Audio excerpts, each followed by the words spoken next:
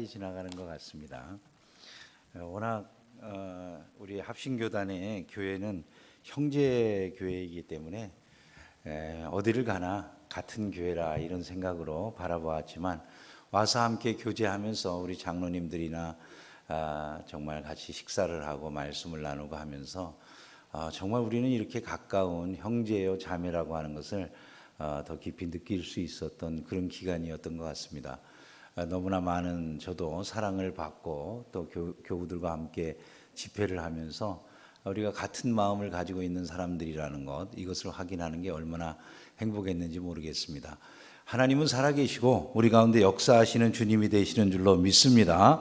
우리 같이 찬양 한번 하겠습니다. 주 예수 사랑 기쁨 내 마음속에 라고 하는 찬양인데요, 찬양을 하고 말씀을 전하도록 하겠습니다. 주 예수 사랑 기쁨 내 마음속에, 이거 다 아시죠? 네, 같이 힘차게 박수를 치면서 찬양을 하시는데 제가 말씀드린 것처럼 우리가 이렇게 칠 수 있잖아요. 주 예수 사랑 기쁨 내 마음속에, 이렇게 칠 수 있잖아요. 주 예수 사랑 기쁨 내 마음속에. 여러분 어느 게 더 이게 박자가 리듬감이 살아나세요? 이게 치는 것도 우리가 건너뛰면 말이죠. 김정은이한테 그 북한에 있는 사람들이 박수할 때도 이게 띄엄띄엄 이렇게 치면 잘립니다. 보통 그죠? 우리가 그 뭐 공산당 무슨 그 자기네들 모임하는 거 보면은 막 이러잖아요. 그거 안 하면은 말이죠, 오동 잘려요. 그 사람들은요 죽을지도 몰라. 우리가 하나님이 너무나 우리에게 은혜로우신 아버지시니까 그래야 될 필요는 없지만, 아니 김정은이도 이런 박수를 받는데 뭐 우리 하나님 좀 받으시면 안 되겠어요? 그러니까 우리가 박수 칠 때 띄엄띄엄 치지 말고 주 예수 사랑 기쁨 내 마음속에, 이렇게 한번 찬양을 하면 좋겠어요. 같이 한번 찬양하겠습니다. 힘차게 박수.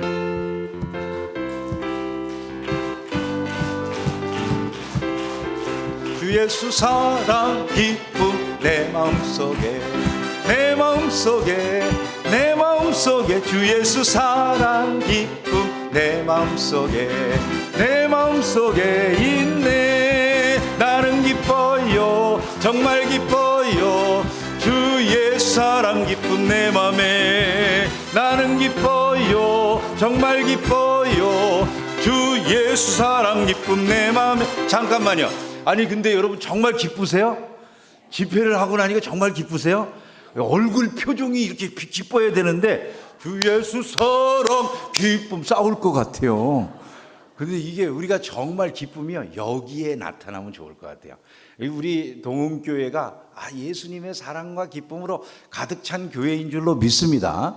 우리의 심령은 그러잖아요. 우리 합신교단은 아멘은 안 해도 마음으로는 열정적으로 아멘을 하잖아요. 사실은요 입술까지 하면 좋겠지만 어쨌든 우리 마음속의 아멘은 그 어느 데보다도, 왜냐하면 우리는 하나님의 말씀을 사랑하는 사람들 아닙니까? 그죠? 하나님의 말씀을 사랑하니까 우리 속의 아멘은 비록 우리의 입술의 아멘이 아니라 할지라도 우리 속의 아멘은 그 어느 것보다 뜨겁잖아요. 마찬가지로 우리의 예수 그리스도를 향한 사랑 역시도 그렇게 뜨거워야 된다라는 생각을 평상시 늘 해야 될 것 같아요. 그래서 항상 우리가 서로를 향해 옆 사람을 보면서 웃어 좀 이렇게 하듯이 한번 서로를 쓱 바라보시면서 다시 주 예수 사랑 기쁨 하는데, 또 이게 찬양이라고 하는 건 리듬이 있습니다. 그죠? 리듬이 있는데 주 예수 사랑 기쁨 하니까 아까 박수를 치실 때 보니까 이게 박자가 그냥 막 서로 그냥 옮겨가지고 빨리 가고 싶어가지고 주 예수 사랑 기쁨 이렇게 해도 안 되거든요. 이게 잘 어울리게 치는 거. 그 어울리게 치는 방법 중에 하나는 앞에서 인도하는 목사를 보는 거예요. 아까 여기 찬양하실 때 보니까 지휘자가 찬양하면 지휘자의 이 지휘하는 손에 맞춰서 찬양하시듯이 제가 이 박수 치는 거 보고서 이렇게 같이 해야지. 그냥 막 치면 안 되잖아요. 그죠? 잘 보시면서 할렐루야. 다시 한번 주 예수 사랑 기쁨 내 마음속에 하겠습니다. 주 예수 사랑 기쁨 내 마음속에, 내 마음속에, 내 마음속에 주 예수 사랑 기쁨 내 마음속에, 내 마음속에 있네. 나는 기뻐요 정말 기뻐요 주 예수 사랑 기쁨 내 맘에. 나는 기뻐요 정말 기뻐요. 주 예수 사랑 기쁨 내 맘에 주 예수 사랑 기쁨 내 마음속에 내 마음속에 내 마음속에 주 예수 사랑 기쁨 내 마음속에 내 마음속에 있네. 나는 기뻐요 정말 기뻐요. 주 예수 사랑 기쁨 내 맘에 나는 기뻐요 정말 기뻐요. 주 예수 사랑 기쁨 내 맘에. 할렐루야. 우리 하나님 앞에 크게 박수를 한번 영광 돌리겠습니다. 여러분, 예수 믿는 것은 정말 기쁜 일인 줄로 믿습니다. 사실 우리는 오전에도 말씀을 드렸지만 영적인 눈을 연다라고 하는 것을 이상한 것을 보는 것으로 생각하는 경우들이 많이 있거든요. 근데 영안이 열리면은 어떤 것들이 진짜 보일 수 있느냐. 사실은 너무나도 작은 것 하나에서도 하나님의 손길을 느끼는 사람들이 그 영안이 열린 사람이에요. 한번 보세요. 예수님이 뭐라고 말씀하십니까? 참새 한 마리가 날아가는 걸 보면서도 저 새를 먹이시는 분은 하나님이시다, 이렇게 말씀하시는 거예요. 아버지께서 저 새들을 먹이시는 거야. 들의 백합화 한 송이를 봐도 이 백합화 한 송이를 입히시는 분은 하나님이신 거야. 예수님이 그렇게 말씀해 주시잖아요. 근데 예수님은 세상에 있는 모든 것 속에서 하나님의 손길을 보시는 거예요. 그러면 이 모든 것을 보며 여기 하나님의 손길이 있네, 볼 수 있는 그게 영안인 거예요. 그럼 보통 사람들은 지나가면서 아무리 좋은 걸 봐도, 세상에 어마어마한 자연현상을 봐도 여기에 하나님의 손길이 있다는 걸 못 느껴요. 그러니까 그 어마어마한 걸 봐도 그냥 멋있다 감탄하고 그냥 끝나는 것이지 하나님께 영광 돌릴 줄을 모른다는 것이죠. 그러나 다윗은 영안이 열린 사람 아니겠습니까? 그 다윗은 그 모든 자연 만물의 변화 하나까지도 찬양하고 기뻐하고 감사하게 되는 것이죠. 저와 여러분들이 영안을 연다, 그 영안을 연다는 게 무슨 대단한 것인 줄로 생각하기 쉽지만 그게 아니에요. 모든 일들 속에서 하나님의 손길을 보는 거예요. 여기도 하나님의 손길이 있어. 어느 집사님이 나에게 따뜻하게 말 한마디 건네는 때 그 속에서 내가 하나님이 나에게 사람을 보내셨네, 이렇게 생각해 보신 적이 있으세요, 여러분? 이 따뜻한 말 한마디가 내가 굉장히 위로가 되는데 하나님이 나에게 보내주신 따뜻한 위로구나, 이렇게 생각해 보신 적이 있으세요? 우리가 범사에서 그런 것들을 느낄 수 있다면 그것이 바로 우리의 영적인 눈이 열려진 거예요. 하나님 우리에게 멀리 계시는 분이 아니거든요. 사실은요, 너무나도 가까이에서 우리 중에 역사하시는 거예요. 저는 그렇게 사실 많이 하나님을 경험을 하는 것 같아요. 예를 들어 제가 우리 목사님들, 장로님들이랑 말씀 나눌 때도 그런 얘기를 했는데, 집에서 아침에 화장품 같은 게 떨어질 때가 있더라고요. 보면은 떨어졌어. 그래서 아이고 참, 오늘 화장품 다 떨어졌네. 화장품 필요한데 화장품 좀 사야 되겠는데. 그리고 교회를 나갔어요. 그러더니 어디 일본에 여행 갔다가 오셨다는 집사님이 목사님 오기가 그냥 그래서 이렇게 하나 사왔어요. 그리고 이렇게 상자를 내주시는 거예요. 집사람이랑 저랑 그 상자를 받고서 어떤 얘기를 나누는지 아세요? 요거 화장품 아닐까, 그렇게 얘기를 합니다. 그리고 집에 와서 열어보면 진짜 화장품이에요.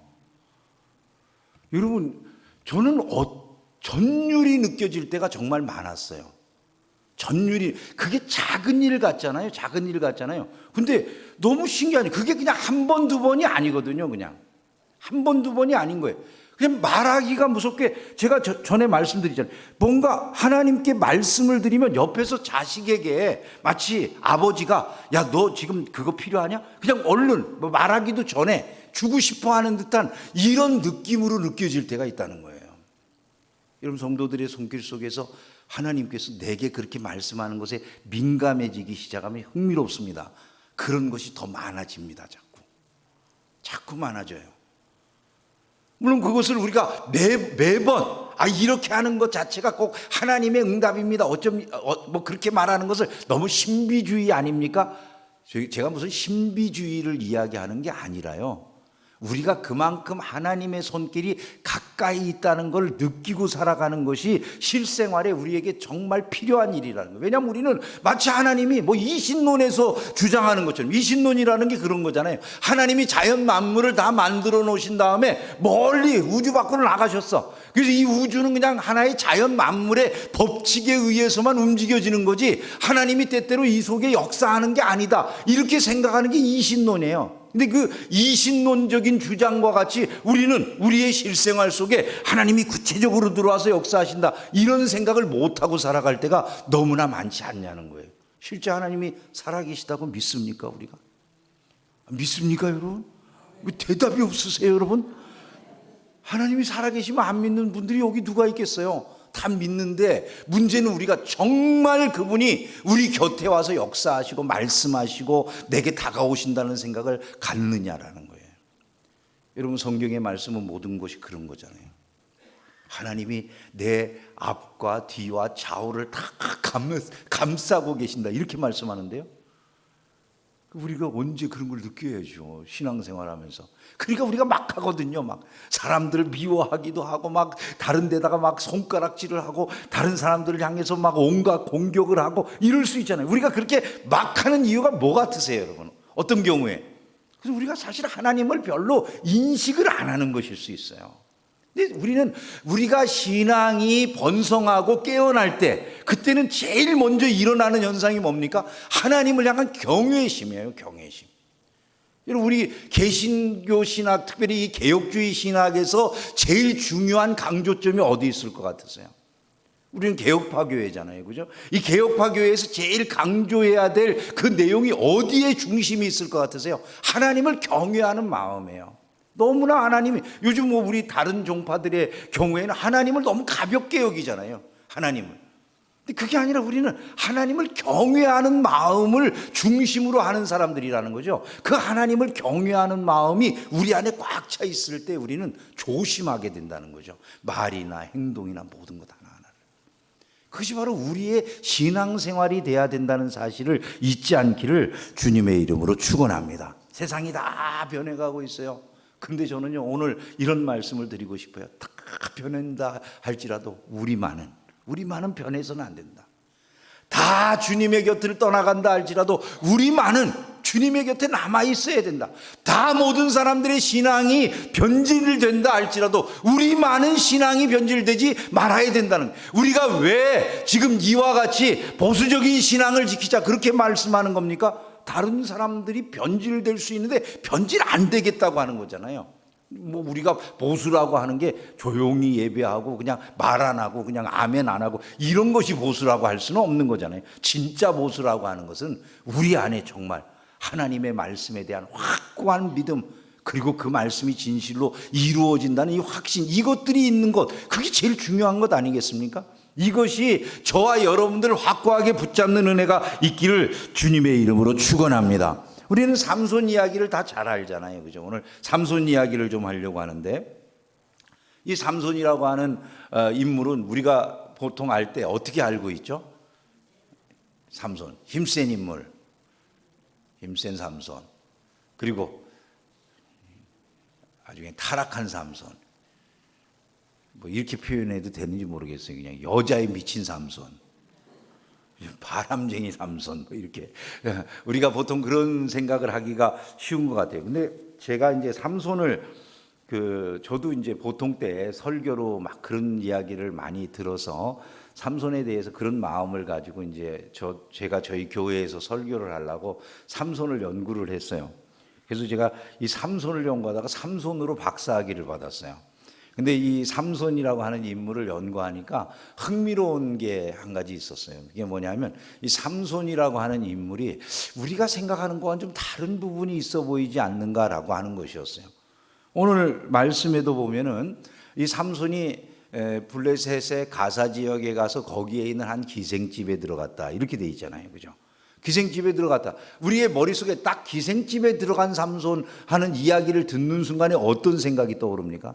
삼손이 또 나쁜 짓 하러 들어갔구나, 이렇게 딱 생각이 들어가잖아요. 그런데 흥미로운 게 있어요. 그 삼손이 그곳에 들어갔다가 나와서 한 일이에요. 밤중에 블레셋 사람들은 그를 갖다가 그 기생집에 들어간 걸 알고서 포위해 가지고 그를 갖다가 죽이고 싶어하는 이런 그 공작을 꾸미고 있을 때인데, 삼손이 한밤중에 일어나 가지고 이상한 짓을 하는 거예요. 성문짝을 다 뜯고 문설주를 뜯어버리고 뭐 그것들을 전부 다 짊어지고 헤브론이라고 하는 곳에 가가지고 그걸 갖다가 놓아두었다는 거예요.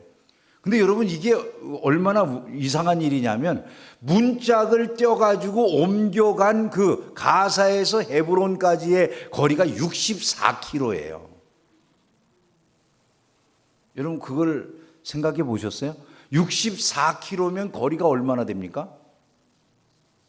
자동차로 가도, 보통 여기 도로가 거의 50km, 40km 자동차를 타고 가도 1시간 이상을 가야 될 거리를, 아니 삼손이 아무리 힘이 세도 그러지 미치지 않고서야. 삼손은 내가 볼 때 여자를 좋아하는 사람이 아니라 미친 사람이에요. 그죠? 그렇지 않고서야, 아니 그 문짝을 띄었으면 띄었지, 남의 문짝을 그 짊어지고서 뭐 하려고 헤브론이라고 하는 곳까지 갔다가 그 문짝을 놔야 될 일이겠습니까? 그 삼손에 대해서 우리가 생각할 때, 삼손을 아는 사람들이라면 이 삼손은 좀 이상한 사람이다 라는 생각을 안 할 수가 없는 거죠. 이게 미쳤거나 아니면 이게 뭔가 이유가 있을 거라는 생각을 해야 되잖아요. 그러면 뭐 때문에 문짝을 띄었고 뭐 때문에 이걸 헤브론이라고 하는 데까지 옮겨갔을까라고 하는 걸 질문을 안 할 수가 없는 것이죠. 이 사건이 일어나기 전에 어떤 사건이 있었느냐면, 삼손이 나귀 턱뼈 하나로 1000명을 블레셋 군대들을 쳐 죽인 사건이 일어나요. 그러면 한번 여러분들이 생각을 해보세요. 블레셋 사람들이 전부 다 이제 삼손을 잡으러 왔어요. 이스라엘 사람들은 삼손을 갖다가 블레셋 사람들에게 잡아다가 넘겨줬어요. 이스라엘 사람들이 3000명씩이나 올라와 가지고 에담바이라고 하는 그 바위 틈에 숨어있는, 즉 동굴에 숨어있는 삼손을 잡아다가 자기네들 손으로, 아니 블레셋이 우리를 다스리는 걸 너는 몰라? 왜 네가 그 블레셋 사람들에게 갈등 문제를 일으켜가지고 이렇게 우리를 고통스럽게 만드는 거야? 블레셋 사람들이 지금 우리 친다고 올라와 있잖아. 삼손, 너를 우리가 넘겨줘야 되니까 우리 따라가자. 삼손이 당신들이 나를 치지 않겠다고 하면 내가 당신들 따라가겠다 하고 순순히 자기 백성에게 묶여가지고 끌려 내려온 거예요. 끌려 내려왔는데 앞에서 블레셋 사람들이 진을 치고 자기를 향해서 오는 것을 보더니 삼손에게 갑자기 성령이 임하시면서 자기를 묶고 내려가던 이 이스라엘 사람들이 묶고 내려가던 거 다 끊어버리고 삼손이 내려가가지고 나귀 턱뼈를 가지고 1000명을 쳐 죽였다고 그러잖아요. 그죠? 그러면 한번 생각을 해보세요. 삼손 혼자서 나귀 턱뼈로 1000명의 블레셋 군대를 갖다가 죽이는 이런 대사건이 일어났을 때, 그거를 갖다가 구경하던 나머지 이스라엘 3000명은 뭐 하고 있었을까요, 여러분? 이스라엘 나머지 그 3000명은 뭐 하고 있었을 것 같아요? 그들은 다 놀랬을 거예요. 그죠? 아니 자기네들이 그렇게 두려워하고 무서워하고 자기네들을 압제하던 이 블레셋이라고 하는 사람들이 세상에 삼손 단 한 사람에게, 자기네들에게는 그냥 아무 꼼짝 못하고 잡혀 내려오던 그 삼손 한 사람에게 전부 다 그냥 꼼짝 못하고 무너져가지고 죽어버리는 이런 모습들을 보게 되었을 때 이스라엘 백성들은 가만히 있었을까요? 결국 이스라엘 백성들은 용기를 갖게 됐을 거예요. 야, 블레셋에 우리가 노예로 살아왔는데 저 블레셋 아무것도 아니네. 그럼 그 다음에 일어났을 일이 뭐처럼 여겨지세요? 이 블레셋 사람들이 더 이상 이스라엘을 압제하지 못하게 되는 거죠. 삼손은 그 다음부터 이스라엘의 사사로 20년을 있게 되는 거예요. 도망 다니던 삼손이 이스라엘의 사사가 됐다고 그러잖아요. 사사라고 하는 그 위치 자체가 사실은 다스리는 사람이고 통치하는 왕 같은 인물을 의미하는 그런 용어이기도 하거든요. 나실인이라고 하는 말 자체가 그런 뜻이 있어요. 그래서 삼손이 그 이스라엘 백성들을 다스리면서 특별히 블레셋 지역을, 이제 가만히 이 말씀을 보면 지금 가사 지역에 삼손이 나타났다라고 하는 말은 블레셋 땅에 간 거잖아요, 이 사람이요. 만약에 블레셋 사람들의 땅이 위협이 되거나 이 삼손에게 여러 가지로 공포의 지역이라고 한다면 삼손이 거기를 갈 수 있을까요, 없을까요? 갈 수 있었다고 하는 건 뭘 말할까요? 삼손에게 그 땅은 이제 더 이상 이전에 자기를 압제하던 그런 땅이 아니라는 거예요. 자유롭게 통행할 수 있고 오히려 이스라엘 백성들에게 그 가사 지역이나 이런 사람들이 아무런 일도 못하는 이런 지역이다라고 하는 걸 말해주는 것이죠. 삼손이 거기에 나타나가지고 한 기생집에 들어갔대요. 근데 기생집이라고 하는 것이 지금까지 보면 무조건 장녀라는 의미로 이렇게 해석하는 경향이 있는데, 제가 이제 논문을 쓰면서 달굽역을 읽어보니까 이게 그냥 인키퍼예요. 그러니까 그 여관집 주인으로 번역이 된 그런 것들이 있어요. 성경, 옛날 성경 달굽역 같은 것은 그래가지고 그것이 어떤 우리가 생각할 때 무조건 나쁜 장녀하고 나쁜 짓을 하기 위해서 들어갔다는 개념보다는 삼손이 여관집에 들어갔다라고 해도 그게 과언이 아니다, 이렇게 그렇게 해석해도 충분하다라고 하는 이런 생각이 드는 거예요. 여관집에 들어가서 삼손이 머물다가 저녁에 그 문짝을 떼었어요. 자, 한번 생각을 해보세요. 삼손이 여기 가사 지역에 온 이유가 뭘 것 같으세요? 문짝 뒤로 온 거예요. 문짝. 그 왜 문짝을 띄었을까요? 왜 문짝을 띄었을까요? 한번 생각을 해보세요. 어디에다가 문을 달았어요. 어디에다 문을 달았어요. 그리고 그곳을, 그 안에를 갖다가 다른 사람들이 못 오게 만들었어요. 그러면 그 문 안쪽은 누구의 것이라는 거예요? 우리 거라는 얘기잖아요.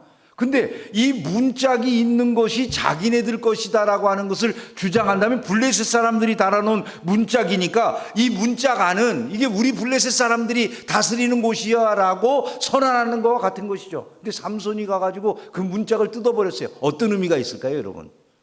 이건 니네들이 다스리는 곳이 아니야, 이것은 우리가 다스리는 곳이야, 이렇게 주장한 것이라고 볼 수가 있는 거예요. 더군다나 그 문짝을 갖다가 짊어지고 헤브론이라고 하는 곳까지 갖다 놨다라고 하는 말은 무엇을 의미할 것 같으세요? 헤브론이라고 하는 이 지역 자체가 갖는 의미가 유다 지파에 속해 있는 땅이라는 거거든요. 흥미로운 것은 이 가사 지역은 하나님께서 가나안을 분배할 때 유다 사람들에게 준 그런 땅이었어요. 단 지파인 이 삼손이 그것을 메고 이것은 유다인들의 땅에 속해 있는 것이다라고 하는 것을 마치 헤브론에다가 그 문짝을 옮겨 놓음으로써 확실하게 한 것이다, 이렇게 생각할 수 있는 일이라는 것이죠. 여러분, 이게 얼마나 기가 막힌 일인지 모르는 거예요. 한번 생각을 해보세요. 유다인들의 땅이면 누가 찾아야 돼요? 유다인들이 찾아야 돼요. 근데 유다인들 중에 사람이 없어요. 단 사람인 삼손이 그걸 찾아주는 거예요. 여러분, 이것이 우리에게 그 생각하게 하는 바는 너무나 큰 것이죠. 아무도 유다인들 중에, 유다 지파 중에서는 아무도 자기네들의 땅임에도 불구하고 자기네들 스스로 그 땅을 회복하고자 하는 생각을 못해요. 하나님이 이스라엘 백성들에게 땅을 분배해서 이곳은 너희 것이야, 너희가 정복해야 돼. 근데 유다 사람들이 그 땅을 정복하지 못하고 도리어 블레셋 사람들에게 종이 되어 살아가는 거예요. 하나님이 그들에게 선물로 준 땅, 하나님이 그들에게 축복으로 준 땅인데 이들에게 축복이 아니에요. 이들은 거기에서 하나님이 주신 그 땅 안에서 노예살이를 하는 거예요. 그리고 그 땅에서 오히려 종노릇하면서 이 땅은 그 사람들이 우리를 다스리는 곳이다라는 걸 네가 어찌 모르느냐라고 삼손에게 오히려 이렇게 질문을 하고 있다는 것이죠. 여러분, 하나님이 보실 때 유다 사람들이 얼마나 안심해 보였을까, 이런 게 생각이 드세요? 하나님은 삼손이라고 하는 단 사람을 통해서 오히려 그들에게 말해주는 거죠. 이 땅은 하나님이 우리에게 주신 땅이야. 여러분, 이 기가 막힌 일을 삼손이 하고 있다 생각만 해도 놀랍잖아요. 여러분, 이 말씀을 통해서 우리가 알 수 있는 귀한 교훈이 있어요. 첫 번째 교훈이 이겁니다. 우리가 깨어서 각성하지 않으면 어느 사이에 대적이, 내가 모르는 사이에 내 마음의 한켠에 이 부분은 내 땅이야 라고 자리를 한다는 거예요. 블레셋이 삼손이 거기 모르는 사이에 문짝 달아놓고 여기 내 땅이야 하듯이, 우리 마음 내도 보면은 어느 순간 대적이 딱 진을 치고서 여기는 내 땅이야 라고 주장을 해요. 여러분, 우리의 심령 전부가 다 주님의 것임을 믿습니까? 우리의 우리의 심령 주의 것이니 당신의 형상 만드소서. 우리 찬양할 때 그러잖아요, 그죠? 우리의 심령이 누구 거라고요? 주님의 것이라고요. 고백은 그렇게 했는데 막상 우리의 심령을 한번 들여다볼까요? 여러분 어떠세요? 여기는 주님이 절대로 통치 못해. 여기는 내 땅이야. 이런 곳이 없을까요? 자기도 모르게 그런 생각이 들어있어요. 예를 들어 예수 믿는 분들도 이런 생각을 해요. 아, 나 교회 다니면서 교회 다른 거 다 잘하는데 술, 담배는 절대로 못 끊어요. 있을까요? 없을까요, 여러분? 있을 수 있어요, 그죠? 동원교회는 없죠. 근데 저기 딴 동네는 있어요, 분명히. 있어요. 집사님들끼리 그러시더라고요. 집사님들끼리 자기네들끼리 맥주집 가고 소주집을 가신다는 거야. 근데 가면은 이제 서로 부를 때 집사님 뭐 이렇게 그런 식으로 부르면 거기서 시험 들까봐 자기네들끼리 그렇게 부르네. 사장님 그러고. 아이고 참. 어떤 목사님이 자기 교인들이 그런 걸 안 돼. 근데 목사님이 그렇게 권유를 한대. 들키지만 말고 하라고. 나 참 별일이 다 있더라고요. 근데 여러분 한번 생각을 해보세요. 이게 분명히 주님의 것이라면서요. 우리 고백을 그렇게 해놓고 이거는 내가 절대로 포기 못해요. 술, 담배는 절대로 못 끊어. 어떤 분은 그러잖아요. 가끔 목사님도 다른 거 다 잘하는데 가끔 주일날 골프 치러 가야 돼요. 가끔 주일날 골프. 나 다른 건 다 포기해. 나 절대로 순종입니다. 그런데 아니 이 주일날 골프 치러 가는 거 이거 절대로 양보 못합니다. 예수님도 이해해 주실 거예요. 그거 자기 영역이에요, 주님의 영역이에요. 자기 영역이에요. 절대로 포기를 못한다니. 내 것이 아닌데 어떻게 포기를 하는 게 있어요. 주님이 하자고 하는 대로 하겠습니다가 맞는 거잖아요. 근데 그게 안 되는 영역이 있다. 여러분 한번 생각을 해보세요. 그게 정말 주님의 땅입니까? 하나님의 나라가 뭐라고 생각하세요? 하나님의 나라, 바실레이아 투 데우라고 하는 그 헬라 말의 바실레이아라고 하는 하나님의 나라, 그 왕국이라고 하는 그 개념은요, 통치라고 하는 의미가 있다고 그러잖아요. 그죠? 통치. 그러니까 하나님의 통치가 실현되는 곳이어야 그곳이 하나님의 나라예요. 내 마음이 하나님의 통치가 온전하게 실현된다. 그러면 그게 하나님의 나라예요. 제가 성도들하고 집회를 하거나 이러면서 우리 교우들도 마찬가지인데 말씀을 나눈 다음에 이제 여러 가지 뭐 주일 은혜 받고 그런 다음에 제가 꼭 이야기하기 다음 주일 우리 주일날 꼭 나옵시다 그러는데 집회하느라고 피곤해서 다음 주일날 못 나와. 다 아멘 했거든요. 아멘 한 다음에 안 나와. 우리가 뭐 수련회다 뭐다 이런 거 하고 난 다음에 아이들 막 은혜 받았다고 그러는데 주일날 모이는 거 보면 한 3분의 2밖에 안 나와. 여러분 정말 은혜를 받았을까요? 우리가 그 몸이 움직이지는 않는 거예요. 왜? 여전히 주님이 다스리지 못하는 내 마음의 영역 한 부분을 다 감추어 두고 있는 것이죠. 자기도 모르는 사이에 이 세상이나 마귀나 육신의 영향력이 한쪽 구석에서 여기는 내 영토라고 그렇게 진을 치고 있는데 우리가 그것을 몰아낼 줄을 모르는 거예요. 삼손처럼 그 문짝을 뜯어내고 아니야 여기는 다 주님의 영토야. 여기는 전부 다 주님이 다스리시는 곳이야. 주님이 우리에게 주신 허락하신 은혜의 땅이야. 이렇게 선포를 할 수 있을 때 우리의 삶에 변화가 일어나는 거거든요. 그때 비로소 우리의 삶 전체가 주님의 통치 아래에서 역사를 경험하는 거거든요. 이게 잘 안 되는 거예요. 내가 주님 앞에 나가서 늘 기도하고 은혜를 받아야 되겠다 하다가도 한순간에 나 이게 바빠요. 내 아이의 학원 다니는 이거는 절대로 끊을 수가 없습니다. 이렇게 되는 거예요. 여러분 어떨 것 같으세요? 다 복종하실 수 있을 것 같으세요? 그래서 신앙은 그 싸움을 하는 거예요. 그 싸움. 신앙생활이 성장한다라고 하는 건 다른 게 아닙니다. 이 싸움에서 이기는 게 성장하는 거예요. 내 안에 끊임없이 내가 여기는 내 땅입니다라고 주장하는 것을 이건 다 주님의 땅입니다 내드리는 거예요. 젊은이들이 컴퓨터 게임을 하는데 다른 건 모르겠지만 나 컴퓨터 게임은 절대로 포기 못해요 이렇게 말하면서 부모님들이 야 주일날인데 좀 컴퓨터 좀 끄고 교회를 가라. 그래도 만약에 거기 매여 있다면 여전히 내 땅이 있는 것이죠. 그죠? 게으름을 포기하지 못하는 사람들도 있어요. 나태함. 여러분 종교개혁자들이 제일 경계했던 것 중에 하나가 나태함이거든요. 이런 것들을 우리가 철저하게 다 문짝을 떼어내는 일들을 해야 된다는 거예요.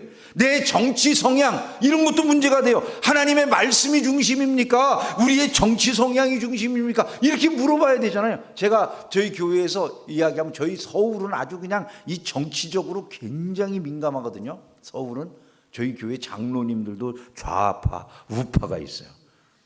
그래가지고 목사가 어떤 이야기를 하느냐에 따라서 쫙 그냥 성질이 막 이렇게 곤두서가지고 막 이야기들 하시게 되면 저는 절대적으로 정치 얘기나 이런 걸 안 해요. 근데 예화를 들다가 뭐 이승만 대통령의 예화를 들 수도 있고 그러잖아요. 얼마든지 뭐 우리 기독교인이고 그러시니까 예화를 들 수 있는데 그 예화를 들었다는 이유 때문에 핏대가 나는 사람들이 있어.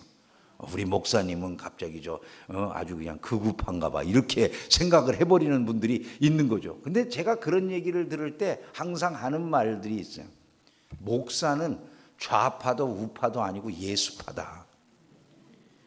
나는 예수님의 종이지 이 땅에서 나의 왕이 없어. 나의 왕은 예수님이시기 때문에 예수님의 뜻을 전한 것뿐인데 거기에 세상에 예를 들은 것뿐이지 그것이 옳다 그르다의 얘기를 교회 안에서 하려고 하는 게 아니다. 교회에 들어오면 다 예수 그리스도가 왕이시고 우리가 그분에게 순종해야 되는 것 아니냐. 제가 그런 얘기를 해요.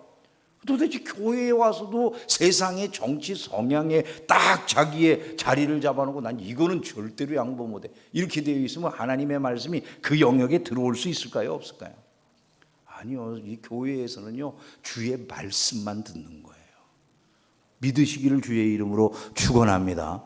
그러면 이것이 마음이 그런 것에 흔들릴 이유가 없어요. 근데 우리가 지금 누구 앞에 있는지를 잘 모르는 경우들이 많다는 것이죠. 내 취미생활 이것만은 절대로 못 끊어요. 근데 그 취미생활이라는 게 이상하게 그 성도들과의 모임이 아니라 이 세상의 여러 가지 모임인데 뭐 내가 정말 전도를 위해서라든지 복음을 위해서 그 취미생활을 하고 모이는 이런 것이 아니라 가만히 보면은 그냥 교회 일보다도 이게 더 좋은 그런 경우들이 생길 수 있거든요.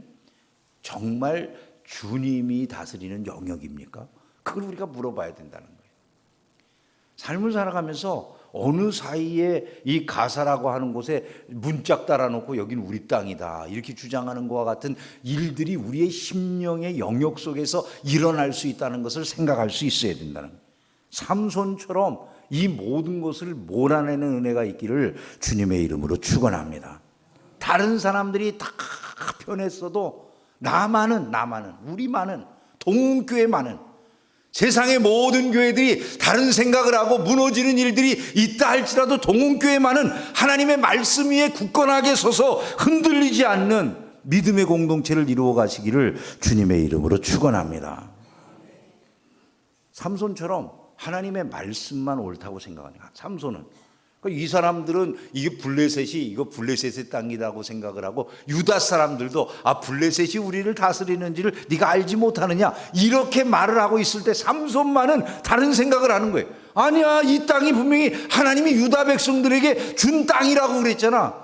세상 사람들이 뭐라고 말하든지 믿음이 없는 사람들이 무슨 말을 하든지 이 땅은 분명히 하나님께서 유다 백성들에게 분배해서 나눠주신 땅이라고 그것을 마음속에 확신하니까 그 말씀대로 사는 거예요. 신자의 삶의 가장 특징적인 것이 무엇입니까? 신자가 세상을 이기는 능력이 어디서부터 나옵니까? 마귀를 이기는 힘이 어디서부터 나올 것 같으세요? 전부 말씀으로부터 나오는 거예요. 여러분 우리의 심령 속에 그래서 말씀을 둬야 되잖아요. 말씀이 제가 마음이 무너지면 모든 게 무너지는 거라고 말씀을 드렸잖아요. 근데 이 마음 속에 나를 지키는 절대적인 무기 하나가 있잖아요. 그게 뭡니까? 말씀의 검이에요. 자꾸 말씀을 채워 넣어서 이 말씀의 검이 우리를 지키도록 해야 된다는 것이죠. 이것이 나를 냉철한 무슨 이성주의자로 만드는 그게 아니라 하나님의 말씀이 내 안에 뜨거운 그런 나를 갖다 충동하는 그런 힘이 돼서 말씀의 검으로 세상의 유혹을, 마귀의 유혹을, 육신의 유혹을 이기게 하는 그런 힘으로 나타나야 된다는 것이죠. 삼손처럼 그러한 신앙생활하는 성도들이 되기를 주의 이름으로 축원합니다. 우리 함께 찬양 하나 하고 말씀을 생각하겠습니다. 나는 믿노라라고 하는 찬양을 여러분 아세요? 나는 믿노라 하나님이 함께 하심을. 그거 아세요? 대답이 없으시니까 몸둘 바를 모르겠어요. 한번 찬양을 해봅시다. 잘 모르면 딴 걸로 하고. 나는 믿노라. 은혜가 너무, 저는 이 찬양을 연초에 부르면서 너무 많이 은혜를 받았어요. 하나님이 나와 함께 하신다는 건 나는 믿는다. 하나님이 살아서 역사하신다는 것을 나는 믿는다. 여러분, 이 믿음으로 세상을 살아가야 되지 않습니까? 찬양을 부르면서 이 가사를 여러분 마음속 깊은 곳에 확 그냥 아주 그냥 단단하게 새기시면 좋겠어요. 집회 끝난 다음에 우리가 살아가는 것은 이 믿음으로 사는 거예요. 다른 걸로 사는 게 아니잖아요. 한번 찬양을 하도록 하겠습니다. 나는 믿노라. 가사를 생각하면서 찬양하겠어요.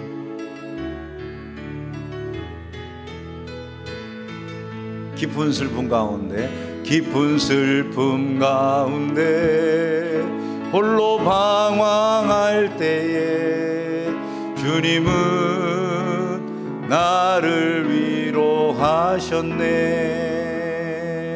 힘든 세상 일 속에 지쳐 쓰러질 때도 주님은 나를 인도하셨네.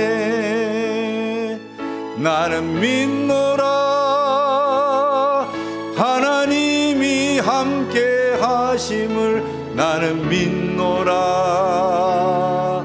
하나님이 함께 하심을. 나는 믿노라 하나님이 나와 함께 하심을. 나는 믿노라. 나는 믿노라. 나는 믿노라 하나님이 함께 하심을. 나는 믿노라 하나님이 함께 하심을. 나는 믿노라 하나님이 나와 함께 하심을. 나는 믿노라 하나님이 살아계심을. 나는 믿노라 하나님이 살아계심을. 나는 믿노라 하나님이 살아계심을. 하나님이 살아계심을. 나는 믿노라 하나님이 살아 역사하심을. 나는 믿노라. 할렐루야. 여러분, 하나님이 살아 역사하시는 줄로 믿습니다. 삼손과 같이 말씀에 대한 확고한 믿음을 가지셔야 돼요. 하나님의 말씀은 거짓이 없습니다. 저는 이 말씀이 제 안에 들어온 다음에 이 하나님의 말씀을 전하고 이 말씀대로 사는 게 얼마나 행복한 일인가를 정말 많이 깨달았던 것 같아요. 이 말씀이 그렇게 깨달아지고 난 다음부터는 말씀을 읽어도 더 깊이 읽게 돼요. 예전에는 뭐 항상 이렇게 뭔가 은혜가 되는 구절 그러면 내게 능력 주시는 자 안에서 내가 모든 일을 할 수 있다, 뭐 이런 것들을 주로 외웠던 것 같아요. 근데 어느 날 말씀이 깨달아지시니까 뭐 아브라함과 다윗의 자손, 예수 그리스도의 세계라, 이런 것들이 막 은혜가 되는 거예요.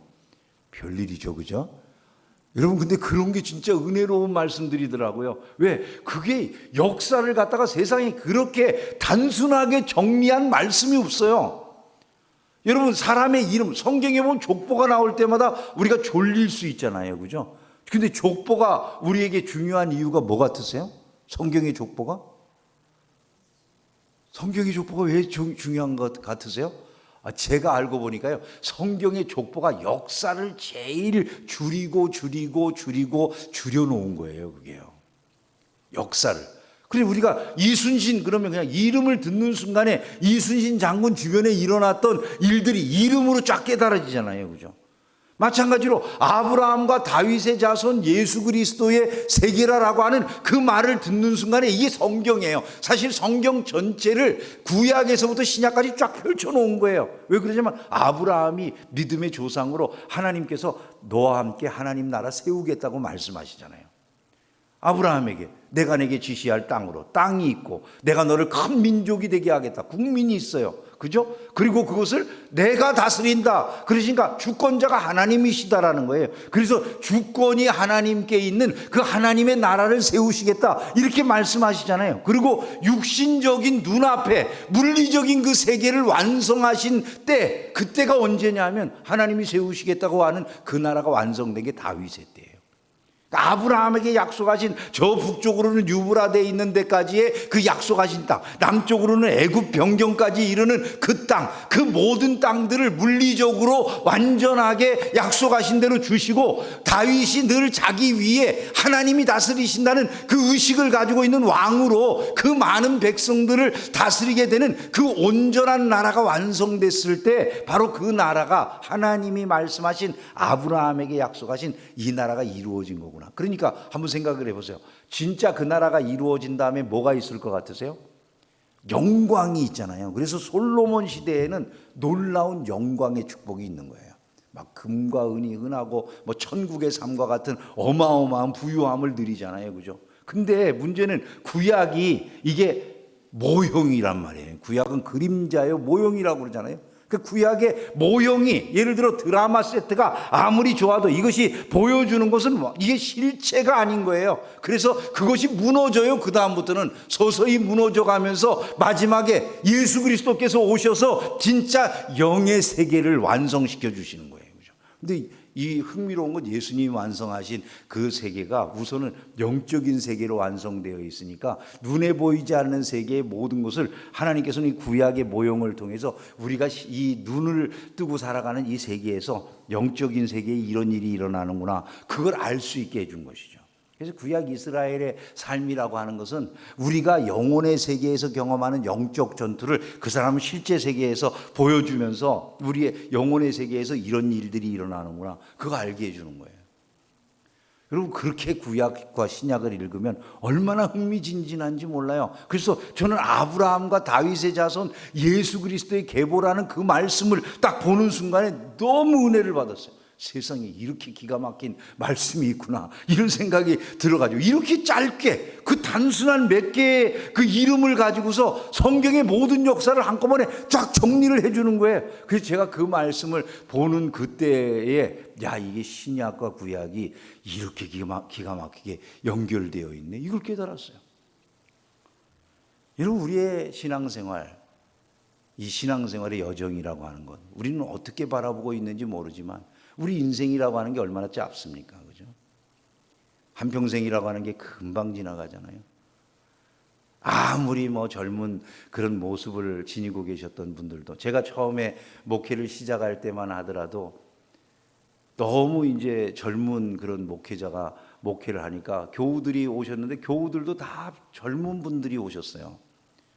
젊은 교우들과 함께 목회를 해나가다가 요즘 이제 그 같이 늙어 오신 그런 교우들을 보면, 야, 정말 나하고 함께 이 30년을 같이 있어 주시느라고 그 고왔던 얼굴들이 다 이렇게 쭈글쭈글 해졌구나. 여전히 고우시지만 그래도 그런 생각이 들면 우리 집사님들 한 분 한 분이 얼마나 소중하게 느껴지는지는 모르겠어요. 권사님들 얼굴을 뵐 때마다 그런 생각이 들어요. 처음에 오실 때만 해도 쌩쌩한 다리로 오셨는데, 올라가시는데 계단 올라갈 때마다 막 이거 힘들게 그 옆에, 저희는 엘리베이터가 없어가지고, 여기 엘리베이터 너무 부럽네요. 우리 별내 캠퍼스에는 엘리베이터가 있는데 옛날 지은 그거는 막 아슬아슬하게 너무 힘들게 지어놔가지고 그냥 엘리베이터니 뭐니 이런 게 없어가지고 전부 교우들이 그거 옆에 난간을 잡고서 올라가시는데, 그 연세 드셔가지고 한 분 한 분이 그거 예전에는 그렇게 쌩쌩하게 오르내리던 그 교회 계단을 갖다가 힘겹게 오르내리시는 이런 모습을 보면서, 야, 참 세월이 저렇게 금방 지나가는구나 하는 것을 느끼게 돼요. 여러분 덧없이 지나가지 않습니까? 저희 교우 한 분이 이러더라고요. 아니 여보, 내가 저기 나가서 어떤 분한테 이런 얘기를 들었어. 내 나이가 중년이래. 이렇게 집에 와서 남편한테 하더라는 거예요. 내 나이가 중년이래. 35살밖에 안 된 교인이 그러더라고요. 내 나이가 중년이래. 남편이 그 말을 듣고서는 한다는 말이, 아니 도대체 어떤 사람이 그렇게 심한 말을 하는 거야 그러더라고요. 그러면서 한다는 얘기가, 그 남편한테 제가 들은 얘기예요. 아니 도대체 어떤 사람이 당신한테 그렇게 심한 말을 했다는 거야. 교회 집사를 보고 중년이 뭐야 도대체가 그러더래요.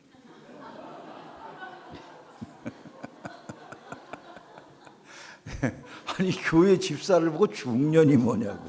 그러면서 그냥 막 남편이 야단을 치더라고. 그러죠. 저희 교인들 이야기예요 이게.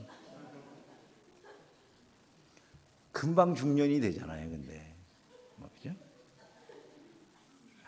세월이 얼마나 급하게 지나가는지. 그렇게 꽃다웠고 그렇게 아름다웠던 그런 사람들이 세월이 흘러가니까 옛날의 모습이 사라지고 여기저기 병들었다는 이야기도 나오고, 뭐 그런 이야기를 들으면 저절로 기도가 나오고 마음이 아프고 이런 생각이 들죠. 우리는 그렇게 되는 게 매우 자연스럽다는 것을 알면서도 가는 세월이 굉장히 아쉽다라고 하는 생각도 들지 않습니까? 아무리 내가 젊은 것처럼 생각을 하고 내 생각을 바꾼다 할지라도 흘러가는 세월 그 자체를 막을 수는 없는 것이죠. 어떤 분이 자기 그 남편한테, 여보 나 아직 젊지? 나만 하면 대단하지? 이렇게 이야기를 했더니 남편이 보고서 하는 말이, 아 그래 뭐 당신이 그렇게 말하면 어쩔 수 없지 뭐, 이렇게 이야기를 하더라는 거예요. 열받아가지고 밖에 나갔는데, 밖에 나가가지고 이제 집으로 뭐 물건을 좀 사가지고 돌아오는 길인데 뒤에서 누가 따라오면서 계속 그러더라는 거예요. 같이 가요 처녀, 같이 가요 처녀 그러더라는 거예요. 그래서 자기가 마음속에 생각하기를, 아이고 사람 보는 눈은 있구나. 그래 내 남편은 모르지만은 저 사람은 알아보는가 보다. 내가 처녀같이 그러지, 이만하면 처녀 같은 뭐 그런 모습이지 뭐. 그러고서 이제 오는데 계속 따라오면서 뒤에서 같이 가요 처녀, 같이 가요 처녀 하면서 자기를 따라오더라는 거예요. 그래서 나중에는 너무 이제 가까이 소리가 들리니까 뒤로 확 돌아서, 아저씨 난 그런 사람이 아니에요. 그리고 딱 보았더니 이 아저씨가 부르는 얘기가 그게 아니더래요. 갈치 가요 천원이더래요. 갈치 가요 천원 그러는데 아줌마가 그 생각에 그게 사로잡혀가지고 길 가다가 보니까 자기 보고 같이 가요 처녀 하는 줄로 알고 이랬다는 거예요. 인생이 지나가는데 우리는 어떻게 해서든지 그 젊음을 붙들고 싶어요. 사실은요, 젊음을 붙들어 놓고 싶어. 근데 여러분, 젊음이 붙들어지나요? 흘러가는 세월이 어쩔 수가 없잖아요. 어느 날 보면 갑자기 모든 것이 다 지나가고 사라지고 우리는 결국 하나님 앞에 설 수밖에 없는 자들이라, 이것을 우리가 알잖아요. 북소리는 목숨을 제쳐가는데 돌아보니 지는 해 서산을 넘는구나. 황천길에는 주막이 없다는데 오늘 밤은 네 집에서 쉬어야 하나. 단종 보기 사건으로 죽게 된 성삼문이 세조에게 자기가 죽임을 당하게 된 때 지은 시라고 그럽니다. 여러분, 이 시가 얼마나 슬픕니까? 그죠? 시 내용 자체가 얼마나 슬퍼요. 황천길에는 주막이 없다는데 오늘 밤에는 네 집에서 쉬어야 하나. 여러분, 사람이 자기가 미래에 갈 곳에 대해서 아무런 확신이 없고 내가 이 지상에서의 사는 삶이 무엇을 위한 것인지 아무런 목표도 없다고 한다면 그 인생을 마무리하는 그때 어디 갈 것입니까? 여러분, 이보다 더 불행한 일은 없다는 사실을 잊지 않기를 주님의 이름으로 축원합니다. 우리는 약간 나그네와 같은 인생을 살아가잖아요. 나그네와 같은 인생. 인생은 나그네 길이라는 예전에 최희준의 노래도 있지 않습니까? 제가 그 어렸을 때 그거 엄청 불렀던 것 같아요. 인생은 나그네 길. 제가 목사가 안 됐으면 가수가 됐을 것 같아요. 가수가. 왜냐하면 저보고 음악 선생님들이 저보고, 야 너는 그 좀 음대를 가라 그렇게 많이 권유를 했었어요. 사실은요. 근데 그때 당시는 그렇게 될 수밖에 없는 게 교회에서 성가대 하는 애들은 다 음대 가라고 그랬어요. 왜냐하면 그 당시 뭐 이렇게 피아노 소리라도 듣고 음악을 좀 아는 사람들은 교회 다니는 사람들밖에 없었거든요. 그러니까 전부 다 교회 다니는 애들, 성가대 하는 애들, 음악 선생님이나 이런 분들이 무조건 뽑아가지고 너 음대 가라 그러니 저보고도 맨날 그랬었거든요. 그래서 저는 제가 진짜 그렇게 되는 줄 알고 인생은 참 가수였어도 성공했을 것 같은가요? 여러분 삶을 살아가면서 한번 생각을 해보세요. 뭐가 정말 자기의 삶에 보람이 있을 것 같으세요? 돈 좀 벌고 내가 이 세상에서 뭔가를 얻었어요. 제가 저희 딸아이가 이제 뭐 좀 공부를 어느 정도 열심히 했어요. 외국어 고등학교를 나오고 뭐 저기 법과대학을 나온 다음에 변호사가 됐어요. 세상적으로 보면은 아이가 잘 된 것 같이 보여줬어요, 처음에. 그래, 참, 너 나름대로 굉장히 열심히 살았고, 뭔가를 이루었구나. 근데 애가 행복한가를 보면요, 행복한 것 같이 보여주질 않는 거예요. 자기의 인생에, 아, 이것이 정말 행복이구나. 그래서 제가 항상 말을 해요. 야, 너 그게 왜 행복하질 않냐, 너는. 하나님이 너에게 주신 은혜가 얼마나 큰데, 하나님이 너에게 주신 그 축복이 얼마나 큰데 너는 도대체 그걸 감사할 줄을 모르냐. 그러면서 참 많이 질책을 하고 뭐 그런데 어제도 뭐 지금 제가 이렇게 집회하고 있는데 어제인가 그제인가 지 딸에 이렇게 돌보느라고 뭐 어떻게 딸이 뭐 우니까 뭐 물건 집어주려고 하다가 어깨가 빠졌다고 그냥 완전히 코가 빠져가지고 아파 죽겠어. 너는 네가 인생을 살아가면서 네 자신을 부르신 하나님의 그 사명을 기억하고 아는 것, 이것부터 출발해야 된다. 여러분, 세상에서 돈이 있고 사람이 뭔가 명예를 얻는다고 해서 행복해집니까? 아닙니다. 사명을 알고 내가 왜 인생을 존재하고 있는지를 깨닫지 못하는 사람은요, 아무리 많은 것을 얻어도 그게 감사라는 걸 몰라요. 삶을 살아가면서 우리가 그런 것들을 깨달아 알아야 되잖아요. 우리가 정말 나그네라고 하는 사람들은 이런 찬양을 부를 수밖에 없을 거예요. 오 나는 약한 나그네요, 이 슬픈 세상을 가며 수고도 없고 위험도 없는 내가 가는 그 밝은 곳, 나는 가네 내 아버지께 더 이상 방황 없는 곳, 나는 가네 십자가 아래 주님 품에 돌아가네. 여러분, 우리가 가야 될 곳을 정확하게 모른다면 인생이 얼마나 두려울까요?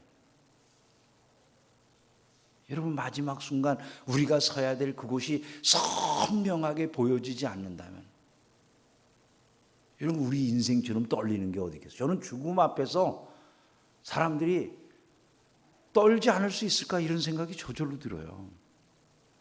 부활을 확신하고 하나님 나라, 영원한 하나님 나라의 그 놀라우신 은혜를 생각할 줄 모르는 사람이 맞이하는 죽음보다 더 공포스러운 것이 있겠습니까? 저는 저희 할머니가 돌아가실 때의 모습을 봤는데요, 평생 저희 할머니는 정말 열심히, 제가 여기 말씀을 드렸지만 그 이른 시간 새벽 4시 반 그거 훨씬 이전에 막 그 기다리고 계셔요. 저희 할머니는 예를 들어 새벽 4시가 되기 전에 뭐 그때부터 사이렌 울리잖아요. 그 당시에는 통행금지 시간이 있거든요. 그러면 4시 되면 그 통행금지가 풀려요. 그래서 앵하니 사이렌 울리면 그때부터 우리 할머니는 교회 나가는 거예요. 기다리고 있다가. 그리고 4시부터 그 추운 겨울이든 언제든 그냥 거기서 예배 드리고 그 다음에 8시 반 뭐 그 9시까지 만약에 모시러 가지 않으면 오지 않고 계속 엎드려서 기도하시는 거예요. 근데 그 할머니가 마지막에 이제 연세가 드셔가지고 88에 1900년 생이셨는데 88에 돌아가시거든요. 돌아가시는 그때가 됐는데 저희 할머니가 저보고 그러는 거예요. 전도사님, 제가 그때 전도사님, 내가 괜찮을까? 하나님 나라 갈 수 있을까? 주님이나 기뻐하시까 이런 얘기를 하시는 거예요. 그래서 제가 할머니 볼 때마다 아니 할머니 그러면 할머니가 천국 못 들어가면 누가 들어가요? 할머니가 왜 그런 생각을 하세요? 할머니 예수 믿으시죠? 아멘. 나 예수 믿지. 할머니 예수님 사랑하시죠? 아 그럼 나 예수님 사랑하지. 하나님 예수님의 은혜로 구원받은 거 아시죠? 아 그 당연히 알지. 나 예수님의 은혜로 구원받는 거지. 우리가 행위로 구원받는 거 아니라는 거 아시죠? 알지. 예수 믿으면 구원받고 행위로 구원받지 않지. 근데 뭘 걱정하세요? 예수님 믿으시는데. 그러면 그때서야 그렇지 괜찮겠지 이러고 또 그러시는 거예요. 아 그렇게 할머니가 노년에 한동안 굉장한 두려움을 표현하시더라고요. 아 그러든지 마지막에 이제 돌아가시는데 뭐 정신이 나갔다 좀 들어왔다가 이렇게 깜빡깜빡하는 그런 순간이 있으셨어요. 근데 마지막에 저희 할머니가 하늘이 열린다고 막 박수를 치시면서 말이죠, 얼마나 기뻐하시는지 아 저는 잊지를 못해요. 여러분 우리에게 하나님의 나라가 분명하잖아요, 그죠? 그거를 바라보고 우리는 신앙생활 하는 것 아닙니까? 믿음의 길을 경주하면서 나아가는데 우리를 지치게 하는 일들이 있어요. 피곤케 하는 일들이 있어요. 그러나 아니에요. 나그네 길을 걸어가는 것일 뿐이고 우리가 본향을 향해 가는 것일 뿐이잖아요. 그것을 살아가면서 그곳을 향해 가면서 나 하늘로 돌아갈 거예요. 나는 이제 그곳에 가면 정말 이 세상의 소풍 다 끝내고 아름다웠었다고 이렇게 말할 거예요. 천상병 시인과 같은 그런 의식으로 인생을 살고 멋있게 하나님 앞에 들어가면 좋겠는데 세상이 이 세상 사는 동안에도 세상의 욕심, 나이가 들어서도 세상 것만 바라보고서 그것에 온 마음 쏟다가 주님 나라에 들어갈 때쯤에 대해서는 공포와 두려움에 사로잡혀가지고 어쩔 줄 모르고 가기 싫어하고 이런 모습이 된다면 여러분 어떻게 하겠습니까? 여러분 우리의 마음속에 그 나라의 영광이 너무나도 분명하게 각인되어지는 은혜가 있기를 주님의 이름으로 축원합니다. 저는 우리가 마땅히 그러한 삶을 살아야 된다고 믿습니다. 오나는 약한 나그네요. 우리가 한번 같이 부르고 말씀을 좀 더 생각하겠습니다. 오나는 약한 나그네요. 그 찬양을 한번 합시다.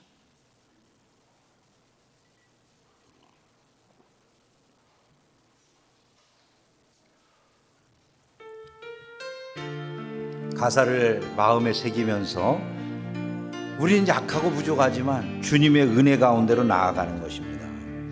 오나는 약한 나그네요 이 슬픈 세상을 가며 수고도 병도 위험도 없는 내가 가는 그 밝은 곳 나는 가네 내 아버지께 더 이상 방황 없는 곳 나는 가네 십자가 앞에 주님 품에 돌아간 나의 시련 모두 끝나리. 안 나오네요. 가사가 없으면 부르시기가 어렵죠, 그죠? 거기까지만 부릅시다. 말씀을 마음속에 착 새겨보세요. 나의 시련 모두 끝나리. 나 주님 얼굴 배울 때. 여러분 이런 생각이 나세요? 나 주님 얼굴 배울 때. 어떤 분들이 그러더라고요. 예수님 조금만 늦게 오시면 좋겠대. 이 세상 살기가 너무 좋아서. 여러분 우리가 신앙생활이 뜨거워지지 않는 이유가 뭐 같으세요? 옛날보다 너무 살기 좋아서 그런 것 같지 않으세요? 그리고 이 세상은 한계가 있어요. 아무리 기가 막힌 세상이라고 하더라도 그 한계가 뚜렷한 거예요. 모든 게 지나가듯이 우리가 이번 3일이 너무 금방 지나갔다고 이야기하지 않습니까? 정말 빨리 지나가지 않습니까? 저는 예전 어른들이 자기 나이가 먹는 대로 이 인생이 스피드가 나가지고 빨리빨리 지나간다 이런 말씀을 할 때 이해를 못했죠. 왜냐하면 뭐 20대 30대 지나가면서 시간이 왜 그렇게 안 갑니까? 그죠?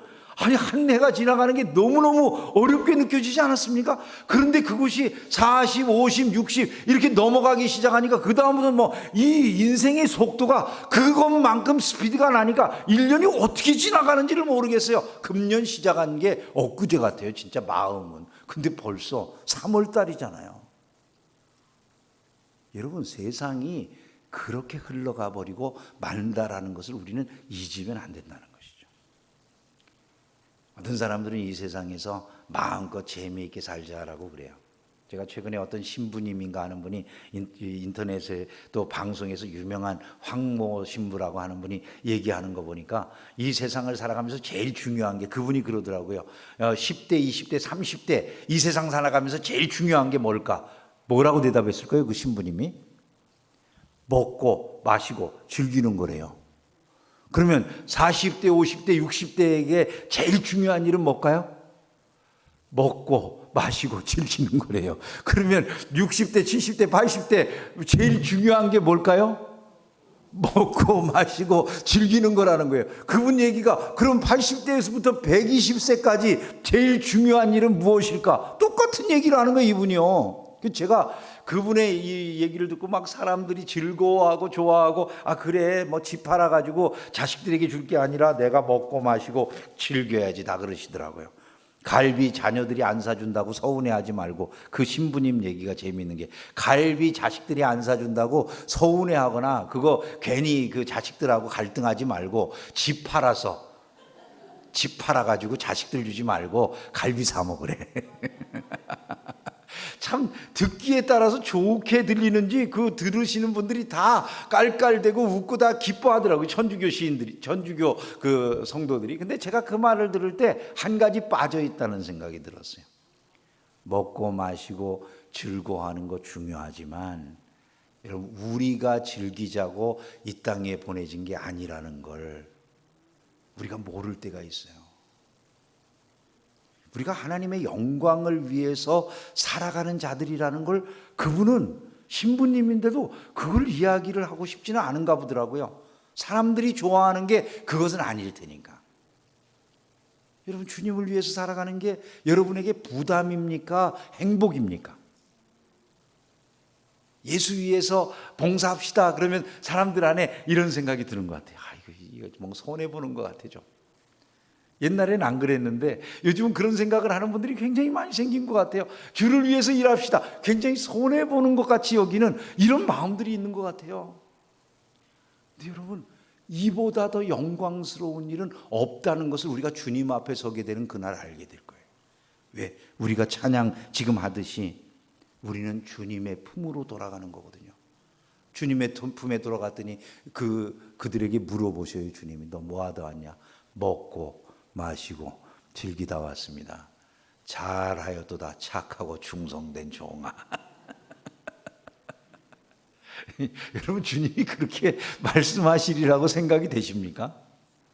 아, 내가 벌었던 거 다 그렇게 쓰다가 저 여기 왔어요. 주님이 그래 잘하였도다 착하고 충성된 종아. 저는 그 신부님 하는 말을 듣다가 깜짝 놀랐어요. 사실은요. 같은 교회가 아니구나 이런 생각까지 하게 됐어요. 여러분, 우리가 정말 추구하고 살아야 될 게 그거라고 생각하세요? 하나님이 우리를 불꽃 같은 눈으로 살펴보고 계시거든요. 우리의 인생의 목적이 내가 왜 지어졌느냐, 난 왜 이 인생을 한평생을 살게 됐느냐, 다른 거 아니잖아요. 오직 하나님의 영광을 위하여. 예? 솔리 데오 글로리아. 예? 오직 하나님께 영광, 그것이 우리에게 있어서 최고의 가치인 거죠. 여러분, 이것이 우리 안에 분명해지면 우리의 인생이 완전히 달라지게 돼 있어요. 그래, 나는 이것을 위해 살아갈 거야. 저는 이 밤에 그런 다짐의 시간이 되면 좋겠어요. 우리가 왜 전도하느냐, 우리가 왜 인생을 살아가면서 희생하고 봉사하느냐, 다른 거 아니에요. 내 인생은 하나님의 영광을 위한 도구이기 때문에. 근데 그거를 위해 살면 하나님의 영광을 위해서만 살아간 것처럼 보여지는데 그게 아니에요. 하나님을 위해서 일해서 내 인생 망했어요가 아니라 그것을 위해 살았더니 하나님이 내 모든 것을 책임져 주셨어요. 나 때문에 많은 사람들이 유익을 얻었어요. 수많은 사람들이 생명을 얻었어요. 그냥 내 한 몸 잘 먹고 잘 놀고 잘 즐기다가 주님 앞에 왔어요. 좋을 것 같으세요, 여러분? 저는 절대로 주님 앞에 그 일이 좋다라는 이야기를 들을 리가 없다고 믿어요. 오늘 살아가는 저와 여러분에게 주님은 말씀하고 계십니다. 동원교회 성도들아, 너희들은 참으로 나를 사랑하느냐? 여러분, 베드로에게 물으셨던 그 질문을 우리 동원교회 성도들에게 주님이 질문하신다면 여러분 무슨 대답을 하실 것 같으세요? 네, 주님, 제가 주님을 사랑합니다. 동원교회 성도들아, 너희가 참으로 나를 사랑하느냐? 예, 주님, 제가 주님을 사랑하는 줄 주님이 아시잖아요. 여러분, 예수님은 우리에게 그 사랑을 확인하고 싶어 하세요. 우리의 입술로 고백을 받기를 원하세요. 이번 집회가 끝난 다음에 저는 동훈교회 안에서 예수님을 향한 풍성한 사랑이 가득가득 드러나게 되기를 주님의 이름으로 축원합니다. 그것이 부흥입니다. 여러분, 교회는 바로 예수 그리스도의 은혜 안에 있는 공동체, 그리스도의 몸을 이루고 있는 공동체잖아요. 그분의 영광이 동교회에서 환하게 비쳐나가는 그런 모습을 저는 지금 상상해 봐요. 저는 이곳에 집회에 와가지고 계속해서 마음에 꿈꾸고 있는 게 그거 같아요. 이 동원교회를 통해서 하나님이 이 집회 이후에 우리 성도들을 통해서 예수 그리스도의 그 놀라우신 그 위대하신 그 풍성한 사랑, 이것들이 풍성하게 드러나기 시작한다면 이 지역사회에 얼마나 강력한 영향이 미쳐질까를 생각을 해요. 저는 그 사랑의 역사가 여러분을 통해 나타나게 되기를 주의 이름으로 축원합니다. 우리 함께 찬송하고 같이 기도하는 시간 갖도록 하겠습니다. 같이 우리 힘차게 어제 할 수 있다 하신 이는 나의 능력 주 하나님, 그것을 우리 같이 찬양하고 함께 기도하는 시간 잠깐 갖고 이제 목사님께서 나오셔서 인도해 주시겠습니다. 참으로 긴 시간 함께 해주셔서 감사하고, 제가 너무너무 감사하게 생각하는 것은 우리 교우들이 참 집중을 해주셔서 말씀을 전하는 게 얼마나 편안했는지 모르겠어요. 너무너무 집중을 잘해 주시고 부족하고 연약한데도 불구하고 이 교회에 와가지고 너무 사랑을 많이 받았습니다. 함께 했던 이 시간들이 순간순간 너무나 행복했다는 말씀 드리고, 이 마지막 시간 우리가 하나님 앞에 나아가 기도하는 이 시간이 가장 귀한 시간이라는 마음으로 함께 찬양하고 기도하도록 하겠습니다. 할 수 있다 하시니는 나의 능력 주 하나님, 같이 찬양하시죠.